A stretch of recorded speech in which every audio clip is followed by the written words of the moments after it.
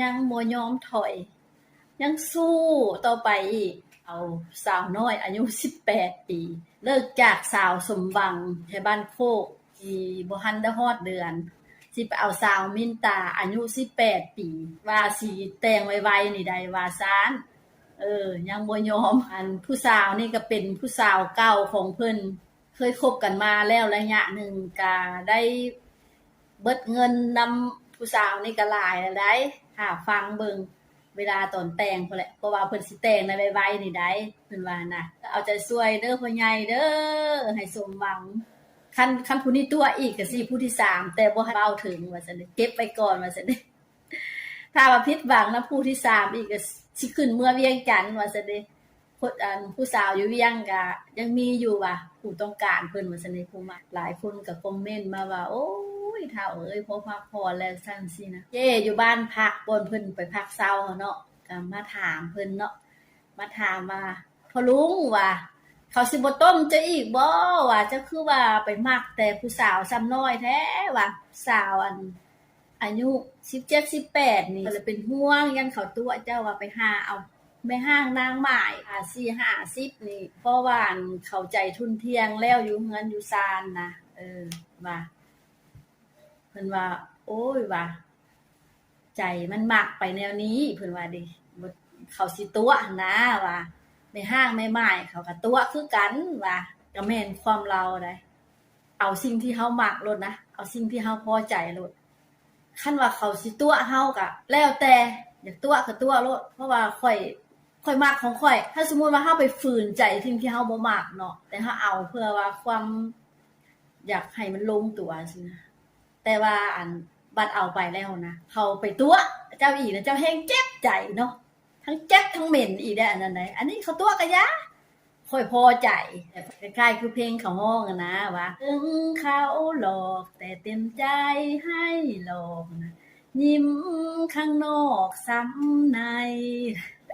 เพลงนั้นนี่นะเจ้าสิหลอกก็ยะค่อยเต็มใจค่อยพอใจให้หลอกนะแบบนั้นบางคนก็ว่าเอ้ยเฒ่าบ่อยู่สมเฒ่าซั่นสิเว้าให้เราเนาะ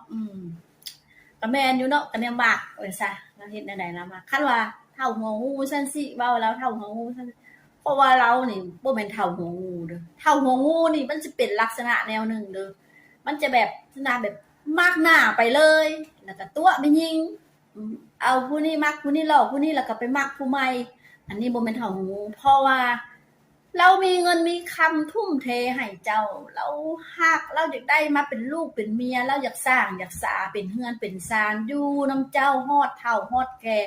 ฮอดตายจากกันบ้านปลายชีวิตของเรานี่เราอยากมาใช้ชีวิตอยู่แผ่นดินแม่ของเราบ้านเกิดเมืองนอนของเราอยากมาได้ลูกได้เมียอยากมีคู่มีคิงพอเว้าพอลมกันปรึกษาหารือยามเจ็บยามเป็นพอมีคนเบิ่งแยงดูแลกันหั่นน่ะบ่ว่าคือเราซัพพอร์ตเรื่องเงินเรื่องคำเจ้าสิได้หยังนับตะโลดตารางดินดอนเฮือนซานขอยเฮ็ดให้เจ้าเบิดขอยซัพพอร์ตตัวนี้ขอเพียงแต่ว่าเจ้าให้มาเบิ่งมาแยงคอยบ่ระบาดคอยหั่นน่ะแบบตอบแทนกันหั่นน่ะคือเจ้าเป็นเมียนี่ยังหนุ่มยังน้อยยังมีเฮือมีแฮงเนาะก็มีความสามารถมาดูแลเบิ่งแยงเราได้ยามเราป่วยแล้วเจ็บเราสู้ว่าซั่นไปคือเรานี่ก็ตอบแทนเรื่องเงินเรื่องคำให้เจ้าอยู่ดีมีสุขตามหาคนฮักอย่างมีครอบมีครัวเลยก็เลยมาแบบนี้แล้วบังเอิญมาก็มาพ่อ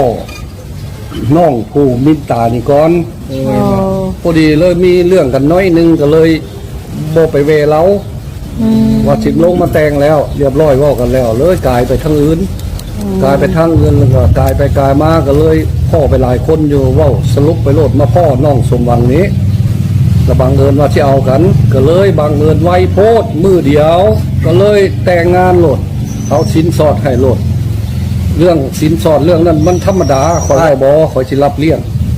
ขอมีเงินอยู่เงินรีไทร์ขอประมาณ$2,000เดือนนึงผู้สาวถามตัวอย่างว่ามาพ่อนี่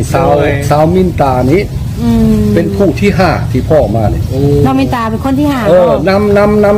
ำมาพ่อผู้นี้ถามผู้ใดเขาก็ว่าขอได้จักเดือน2เดือน อ๋อ แล้วก็เลยบ่เอา คือคนที่ผ่านมาน่ะเขาพอเบิ่งใจก็มาจัก2-3เดือน 2-3 เดือนเอาเบิดแต่ว่ามันขอบ่เอา ก็คือมันโดนเกินสำหรับอ้ายบ่ บ่เฮาแล้วเอาหมดเลยว่า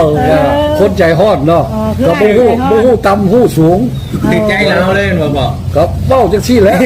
ถึงการแต่งสิเอาหล่นน่ะบ้านนี้มันผู้ที่5มาเจอน้องมินตานี้ โดย ถามว่าน้องเอาอ้ายบ่เอาแม่ก็ว่าเอาบัดนี้คันสิแต่งดองเขาว่าสิแต่งดองไว้นี้พอมาแต่ว่ามีการเอามาได้ 10,000 10,000นั่นล่ะ บ้านนี้คอยละเขาละเว้าหลายคนเราเอามาได้ 3,000 บ้านนี้ค่าแต่งดองเขาละ 10,000 สำหรับอันงัวอัน2โตค้ำ2บาทแล้วก็50ล้านเนี่ยมัน 10,000 ดอลลาร์ โอ้เฉพาะอันทางคำกับง่วนนี่เนาะ ขอก็มีสคอเส้นหนึ่ง5 บาทเขาว่าเอาได้ก็ยาเอาบัก5 บาทนี่แหละให้หลุด ลายเองขนาดเนาะ ก็บ่ว่าได้เฮามันงบประมาณมันไล่กันเด้ไล่เลี่ยกัน เอาให้เลย เอาให้เลย คนให้เลย บ่ว่าคันผู้ใดสิเอานะเอาให้เลย โอ้เข้าใจคำผู้ใดสิเอารับเป็นลูกเป็นผัวน่ะรับให้เด้อคำ ให้ 5 แม่ บาท อันนี้ให้แม่ซื้อๆค่าแม่นม ค่าแม่นมนี่5 บาทเฉพาะให้แม่ว่าซั่นซะ ให้แม่บาดแล้วแต่งดองกันตั้งหาก โอ้ ก็โตซื้องัวซื้อควายนี่มันค่อยรับอีก ก็งบประมาณว่าหม่อง20,000ล่ะมันก็ตกลงมานี่คนละว่าโอ้บ่มีเงินจะไปเอามื้อละพันโอ้บ่ไหวดอกพอละกลับเมื่อมีกา